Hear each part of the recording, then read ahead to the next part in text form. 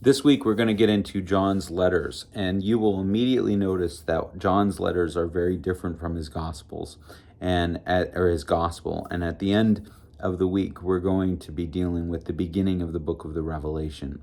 The Gospels, John's Gospel, is very, very theological in its orientation. In fact, we might argue that it's actually what we call didactic. It is a teaching book, and it's meant to teach about sonship and the nature of Christ and all of those things. And John actually summarizes that in John 20:31 when he states the purpose of his writing. The Johannine letters, 1st, 2nd John, 1st John, 2nd John, 3rd John, they serve a very different function. They're practical letters written to what John calls the elect lady. And there's a lot of argument about that, but it seems to be that he's addressing these letters to the church. And since the Greek word for church, ecclesia, is feminine, it makes sense to call it the lady. But again, written to the second and third generation, so the church has had time to form an identity.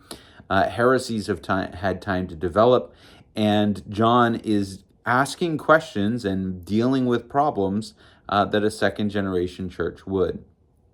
So as we read through the letters, one of the things that you're going to notice very, very prevalently in 1st, 2nd, and 3rd John, on one hand is the idea of love, which is core to John's theology, and on the other hand, the danger of heresy, the danger of those, or better yet, the danger of apostasy, those who go astray and consider themselves still Christians, and yet John says they have strayed from following the Son. And he has some very harsh words to say about those people. So read these letters, connect with them, and even though we're starting Revelation this week, I'm actually going to talk about Revelation next week's video.